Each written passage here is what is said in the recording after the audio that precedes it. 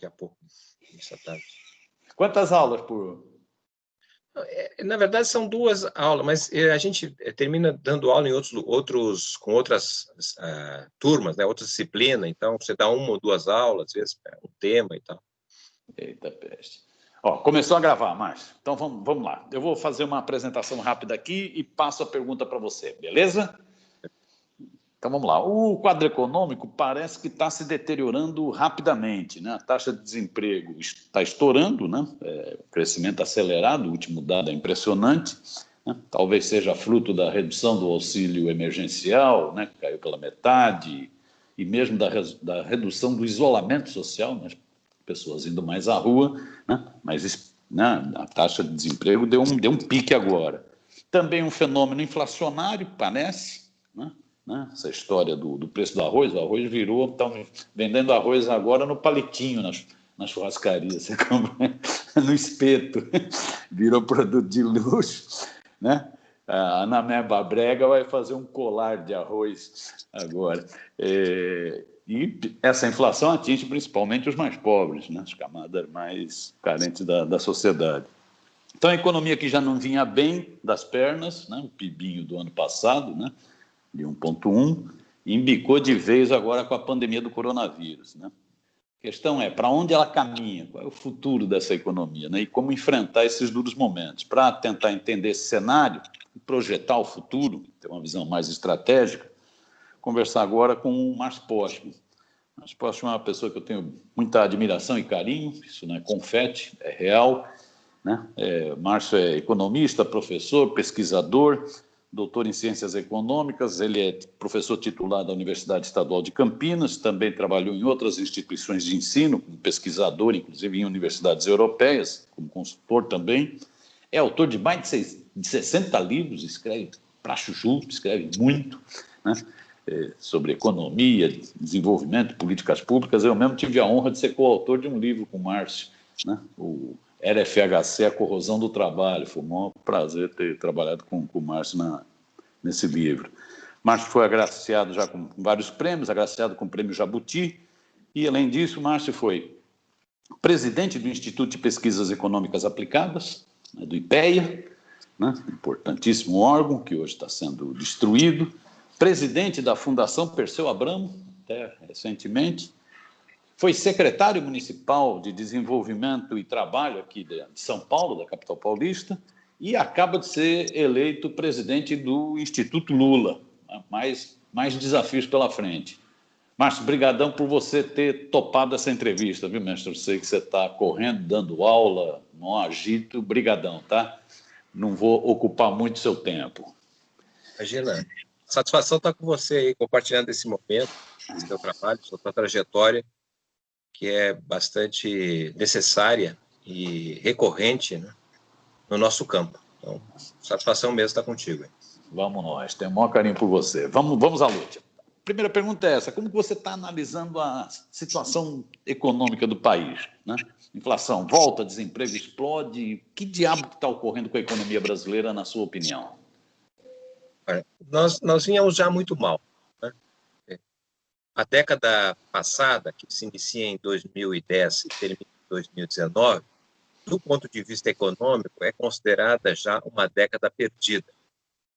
E se nós olharmos os últimos 40 anos, ou seja, de 1980 a 2020, são 40 anos, e o Brasil acumulou 2 décadas perdidas em termos econômicos. A década de 1980, na transição da ditadura para a democracia, e a década de 2010, de certa maneira, aí foi marcada por um golpe de Estado, né? A primeira metade desta década, entre 2010 e 2014, era uma metade, um período de década, que ainda combinava certo crescimento econômico com inclusão social, redução do desemprego, queda na desigualdade da renda do trabalho, né? E até mesmo, eu diria assim, um aprofundamento da democracia, porque haviam, né, uma série de conselhos, conferências, ou seja, havia uma movimentação, ebulição participativa na sociedade brasileira, até com grandes manifestações, como foram em 2013, por exemplo, né? Ocorre que, a partir de 2015, ou seja, do resultado da eleição de 2014 para cá, né, nós sofremos uma inflexão inimaginável uma inflexão econômica, porque ao invés de crescimento, passamos a ter decrescimento econômico. Basta dizer que em 2019, a economia brasileira encontrava-se 4% praticamente abaixo do que era em 2014. Né? Ao invés da inclusão social, passamos a sofrer o inverso, a exclusão social, o aumento da pobreza, do desemprego, da fome, da desigualdade. Né? Bom, e também não podemos negar que a própria democracia foi atingida, né, com o esvaziamento discreto das instituições, né, maior ausência da população no período eleitoral, etc. Então, nós já não estávamos bem. A pandemia em 2020 revelou, né, a meu modo de ver, de um lado, não é, a frustração, o fracasso desta elite dirigente que ascendeu aí nos últimos 4 anos sob o discurso do gerencialismo, né, do gerente que vinha do setor privado, porque o político era corrupto. Salvo exceções, mas de maneira geral, essa elite se demonstrou um fracasso do ponto de vista de gestão do quadro gerado pela pandemia, da crise sanitária. Né? O Brasil entrou muito mal na pandemia, não se preparou. Veja que nós tivemos 2 meses para se preparar, desde que surgiram os primeiros casos, no início de janeiro, na China, que ali se estabeleceu uma espécie de método de enfrentamento da pandemia, né, que praticamente durou 3 meses em cada país, que é o período de fechamento, isolamento, com medidas de apoio à população poder ficar exercendo isolamento, com medidas de apoio aos negócios para que possam, na verdade, se manter durante essa parada técnica, e uma espécie de coordenação para que o país possa estabelecer um novo normal a partir da pandemia.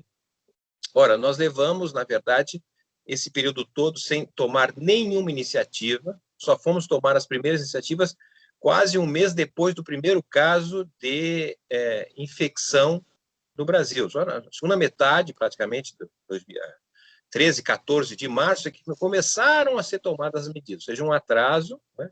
E como sabemos, uma ausência de coordenação. Bom, isso tudo mostra que a pandemia, tá certo, aparentemente veio para ficar, porque já estamos mais de 6 meses nessa situação, embora agora tenha caído o número de mortos, o que é positivo, mas estamos longe ainda de encerrar esse quadro e entrar num outro período, que é o que outros países já estão na frente. Né? Então, não sabemos muito bem o efeito desta crise do gerencialismo no Brasil, né? Fracasso desse tipo de administração pública, mas o fato é que a economia deve cair talvez um pouco mais, um pouco menos, de 7% esse ano. Ora, se a economia cair 7% este ano, significa que em janeiro do ano que vem, quando os prefeitos poderão estar tomando posse, a economia brasileira estará entre 10% a 11% menor do que era em 2014. O que a equipe econômica, que o próprio Bolsonaro vem defendendo, é que o Brasil deva estabelecer não um novo normal, mas um normal que já era anteriormente, o normal da economia pré-pandemia, ou seja, crescer, como foi em 2017 a 2019, em torno de 1% ao ano, 1,3%, 1,1% ao ano. Bom, se essa é a vontade do atual governo, significa dizer que a partir de 2021 o Brasil voltaria a crescer em torno de 1% ao ano. Bom, se está com 11% em torno disso, abaixo do que era em 2014, possivelmente nós chegaremos em 2030 a persistir essa vontade governamental, uma economia igual à que era em 2014, ou seja, serão praticamente aí 15 a 16 anos em que nós estivemos atolados no fundo do poço. Ou seja, essa perspectiva é uma perspectiva, na verdade, que leva, a meu modo de ver, não é, à inviabilidade democrática, porque é impossível a democracia persistir num quadro em que você está, antes da pandemia, com cerca de 1/4 da força de trabalho desempregada ou procurando trabalho, né, e agora teremos com alguma coisa em torno de 40% a 50% da força de trabalho nessas circunstâncias. Não é possível, não há possibilidade, a não ser, na verdade, que avancemos cada vez mais, tá certo? No sentido da governança feita pela simbiose, não é, digamos assim, do crime, do avanço do crime, da gestão do crime, não é, com o fanatismo religioso. Acho que é isso que está, na verdade, se orientando o país nessa barbárie a qual nós estamos hoje submetidos. Uma combinação de fanatismo religioso, milícia, militarização. É um cenário dramático, né? É isso que você está vendo para... Ora, o fato concreto é que nós estamos vivendo um longo decréscimo do capitalismo brasileiro. Tá certo? Eu identifico como a terceira fase do capitalismo no Brasil. Depois nós termos tido uma longa transição, não é, do que era o modo de produção pré-capitalista até a década de 1880, foi uma longa transição ali da escravidão, etc. Mas quando, basicamente, o modo de produção capitalista se torna dominante a partir do encerramento da abolição da escravatura, vamos dizer assim, tá certo? A partir de 1890 para cá, nós tivemos 40 anos, basicamente, de nascimento e consolidação do capitalismo que coincidiu com a República Velha, né, com o Estado mínimo, etc., que foi ali até, basicamente, a Revolução de 30. Da Revolução de 30 até o final da década de 1980, até o final do governo Sarney, me parece que nós tivemos uma espécie de modernização capitalista. Uma modernização conservadora, é verdade, mas uma modernização que permitiu ao capitalismo sair de uma sociedade agrária para uma sociedade urbana industrial, em que o assalariamento, basicamente, era o eixo estruturador dessa sociedade. O assalariamento acompanhado daquilo que o Vanderlei Guilherme dos Santos denominou como uma cidadania regulada, regulada por direitos, né? E, basicamente, essa regulação proveniente de uma estrutura corporativa de relações de trabalho. O corporativismo, que era aquele que definia um tipo de sindicato, um tipo de direitos sociais e trabalhistas e uma justiça do trabalho para administrar os conflitos. O que eu estou vendo, na verdade, desde quando o Brasil abandona um projeto nacional e se insere na globalização e passa a colocar o mercado externo como saída para os nossos problemas, né? Na verdade, entramos numa fase de declínio do capitalismo. Falamos anteriormente das últimas 4 décadas, 2 décadas perdidas. Né? Décadas perdidas porque a renda per capita no Brasil praticamente não cresceu. A renda per capita, a renda nacional dividida por habitantes no ano 2020, possivelmente não será muito diferente da renda per capita de 1980. Então, esse é um quadro, digamos, estrutural do nosso capitalismo, né? E o que nós estamos tendo, o debate, na verdade, é um debate acerca de saídas pelo capitalismo. Ou seja, nós estamos apostando, de maneira geral, neste modelo de capitalismo que já está há 40 anos patinando. Se a gente analisar a experiência da Nova República, de certa maneira, que não conseguiu debelar a desindustrialização, não conseguiu debelar a ascensão, não é, do latifúndio exportador, né? Porque o Brasil se transformou, na verdade, nisso, é um grande agronegócio. O que é o agronegócio? É o latifúndio exportador. Não é diferente do que era o Brasil no período pré-30. Né? Nós não temos mais, hoje, né, há uma desistência histórica das elites, não há mais definição nacional de projeto. Ou seja, você pega os governos do Temer, o governo do Bolsonaro, pergunta qual é o futuro? Não sabe falar. Né? Ou seja, são governos da emergência, de administrar o prazo. E amanhã? Amanhã não sei, tá certo. Daqui 5 anos, né? Muito menos. Você não tem projeto de longo prazo.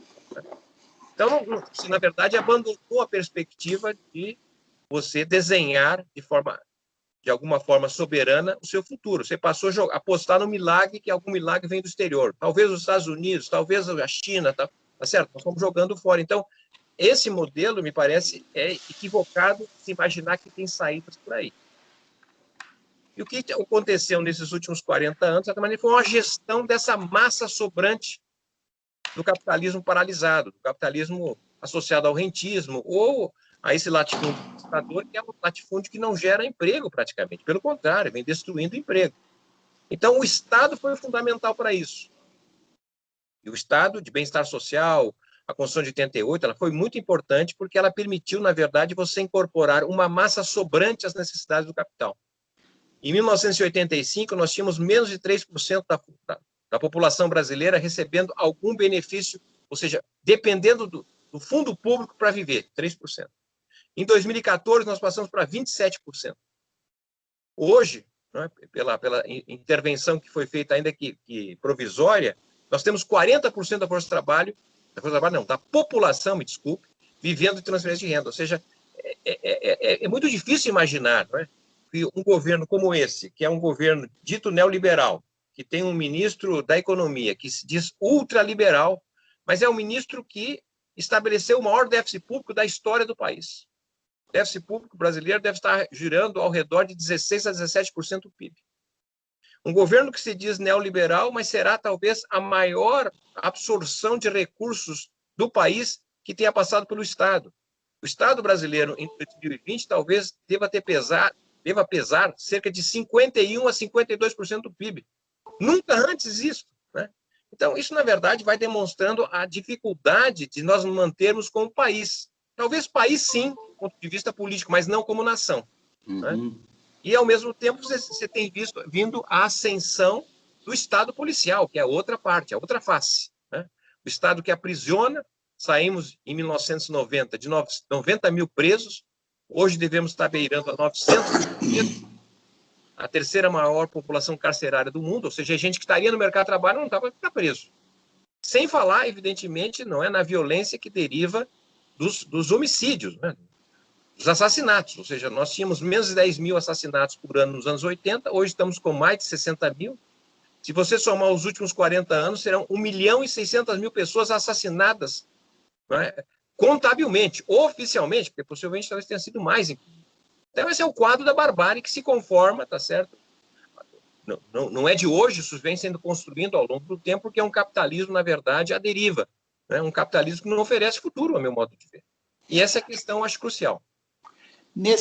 Isso que você diz já vem de tempos, quer dizer, essas fases, inclusive, do capitalismo no Brasil, isso já vem de tempos. Isso foi abarroado agora pela pandemia.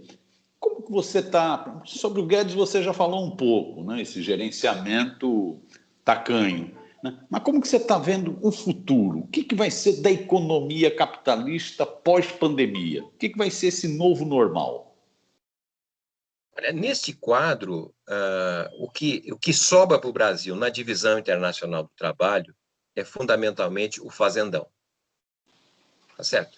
Ou seja, nós estamos regredindo de uma acumulação capitalista que o Brasil lutou muito dos anos 30, né, para sair daquela velha divisão internacional do trabalho em que o Brasil entrava como produtor de café, tá certo? Entre outros produtos primários, para colocar no centro o mercado interno. E, para isso, fundamental a industrialização, que se tornou a coluna vertebral da perspectiva do desenvolvimento brasileiro. Hoje o país não tem praticamente mais indústria. Indústria tem, não tem industrialização. A indústria pesa menos de 10% do PIB, ou seja, qualquer possibilidade de você querer crescer hoje está paralisado, porque se você precisar crescer, se você colocar renda nas pessoas, emprego, vai demandar produtos industriais que você não gera mais aqui. Ou seja, só importando. E importando, você estoura a balança comercial, destrói a balança de pagamento. Não tem saída. Tá certo? Então, o que sobra, meu modo de ver, tá certo? É uma gestão, né? Mais precisa, né? Mais policial, vamos dizer assim, uma gestão desta miséria, porque isso aqui é barbárie. Então, você vai precisar exército nas ruas, etc. Ou seja, nós vamos voltar ao padrão colonial, porque o padrão colonial durante a escravidão eram revoltas em cima de revoltas, rebeldias, tá certo? Precisava ter um lugar onde é para explicitar a violência, chibatadas, etc. Tá certo? E é isso que nós estamos apontando, porque não tem como gerir isso, essa massa de sobrante, não é? O Bolsonaro levou ao limite isso. 40% da população hoje vivendo de renda do Estado, não tem como manter isso, porque se a economia não volta a crescer, não tem condições. Mas como crescer? Vai crescer por onde? Porque se não tem indústria, que seria o motor para isso. É a agropecuária. Mas a agropecuária no Brasil, hoje, né, a agropecuária do Brasil, o agronegócio é, na verdade, de uma vulnerabilidade brutal. Por quê? Tá certo? Porque, na verdade, não se produz nada nacional a não ser o produto, porque você depende da semente transgênica do exterior, não é? Os fertilizantes do exterior, não é? O agrotóxico do exterior. As máquinas modernas que estão colhendo os produtos do latifúndio exportador estão conectadas diretamente com a Bolsa de Chicago, já formando o preço. Ou seja, isso aqui virou, na verdade, um fazendão, em que a gente não tem nem mais a propriedade da terra que está sendo corroída. Então, o que sobra, na verdade, é um processo de acumulação primitiva, cuja degradação, né, ambiental é o exemplo concreto desta acumulação primitiva. Não sobra nada nisso aí. Então, na verdade, um quadro muito difícil, tá certo? Porque o contrário seria você tentar reorganizar, formar uma nova maioria em torno de um projeto mais ou menos civilizatório, porque a barbárie está aí, não tem muita saída. A dificuldade é que nós estamos muito fragmentados. Cada um é dono da verdade, não se consegue ter um projeto que acumule forças, não é? Então, na verdade, nós estamos fazendo o jogo da direita, tá certo? O jogo do conservadorismo, infelizmente. É difícil. Márcio, para a gente tentar ir fechando, o que você chamaria de um programa mínimo para enfrentar essa situação e que pudesse, um programa que pudesse exatamente agregar essas forças, formar uma nova maioria, criar um novo consenso na sociedade brasileira? O que seriam, assim, na sua avaliação, os pontos chaves desse programa no terreno econômico? Quais as reformas prioritárias, quais as medidas prioritárias? Para tentar formar esse novo consenso, se é que isso é possível, pelo que você está falando. Veja, eu acredito que nós, na verdade, somos um país em construção, um país que falta de tudo, tá certo?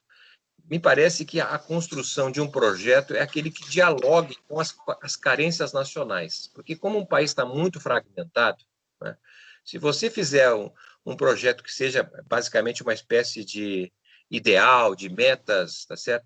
Não vai avançar muito. É fundamental, portanto, ter clareza que sociedade é essa que nós podemos dialogar. Então, estamos falando basicamente de uma sociedade de serviços, tá certo?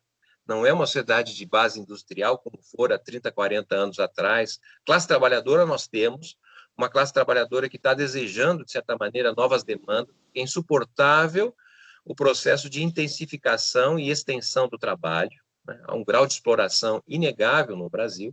Então, um projeto seria, na verdade, um projeto que dialogasse com esta realidade, tá certo? Esta realidade hoje é muito bem dialogada, tá certo, pelas igrejas e pelo crime organizado. Nós não temos interconexão.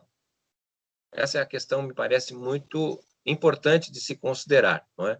E não é simples fazer isso, porque, no fundo, nós temos aí 3 Brasis, certo? Nós temos um Brasil, não é? Que é o Brasil decadente, o Brasil das cidades fantasmas, que representam cerca de 15% dos municípios brasileiros, que são municípios que perdem população, os jovens vão embora, são municípios envelhecidos. Desculpe. Não. São municípios envelhecidos do ponto de vista da população e sem futuro econômico.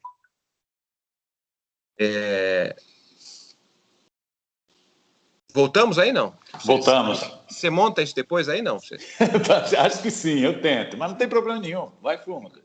Então, tá bom. Então, temos um primeiro tipo de município, que representa mais ou menos 15% dos municípios brasileiros, que são municípios, na verdade, sem futuro, municípios degradados, municípios de perda de população, envelhecidos, sem saída econômica, para dizer. Depois nós temos um segundo conjunto de municípios, que são os municípios que fazem parte das regiões metropolitanas do país. São municípios que crescem ou acompanham a realidade nacional. Estavam crescendo antes de 2014, cerca de 2% média anual, que era o que o Brasil vinha crescendo também, né? Mas são municípios quase sem crescimento, estagnados do ponto de vista populacional, né? São municípios que tinham uma base industrial, já não tem mais, então, de certa maneira, reflete uma espécie de decadência, porque o tipo de serviços que avançam são serviços de salários menores, etc. E você tem cerca de 40% dos municípios são municípios que crescem a um ritmo chinês, que cresce 8% ao ano em média, tá certo? São municípios, em geral, intermediários, municípios de em torno de 500 ou menos 500 mil habitantes, municípios que, de certa maneira, protagonizam hoje essa parte do Brasil que está crescendo, que é a parte voltada para a exportação, a mineração, tá certo? São municípios que vivem de royalties, são municípios vinculados ao agronegócio, tá certo? Então, a dificuldade, a meu modo de ver, em termos da fragmentação da sociedade, resulta do tipo de estrutura econômica que você tem, tá certo? Uma estrutura econômica que não tem um eixo estruturador, que a meu modo de ver, seria recuperar a indústria. Sem a recuperação da indústria, eu não vejo futuro, para dizer a minha verdade, porque eu não conheço nenhuma experiência internacional, histórica, né, que tenha, na verdade, se desenvolvido pelo setor financeiro, não é? Pelos serviços, pela agropecuária. Os países se desenvolveram pela indústria. E essa é a disputa que me parece absolutamente fundamental a ser feita, né? Não vai ser possível recuperar o que era a indústria brasileira nos anos 80, mas nós temos espaço para isso, certo? Por conta dessa questão é que me parece muito importante a governança, a formar uma nova maioria. E para isso você não precisa um grande projeto. Eu levo aqui o Jânio Quadros, tá certo? Que tinha lá 10 pontos, tá certo? Isso eu sou favorável, isso eu não sou favorável. Quer dizer, na verdade, é formar uma maioria em torno de questões mais gerais, porque se você ficar na especificidade, é difícil valorizar a toda a especificidade que marca uma sociedade tão heterogênea como se tornou a brasileira. Estamos no nosso tempo. Você teria alguma coisa a acrescentar ou fechamos aqui? Não, eu vejo também, aí só para também não ser tão pessimista, na verdade, as possibilidades, na verdade, de tentar o experimentalismo em termos de diferentes locais, né? Me parece que o salto da renovação da política brasileira não se deu no plano nacional, mas se deu, de certa maneira, valorizando experiências locais, o chamado municipalismo que tinha lá nos anos 70, nos anos 80, foi isso que, certamente, criou uma força importante para contribuir na alteração da Constituição de 88. Né? Então, nós tivemos muitas experiências interessantes conformadas nos municípios, novas lideranças, prefeitos que emergiram, tá certo? Formaram-se parlamentares, aí tem uma força que veio desta realidade heterogênea do Brasil. Né?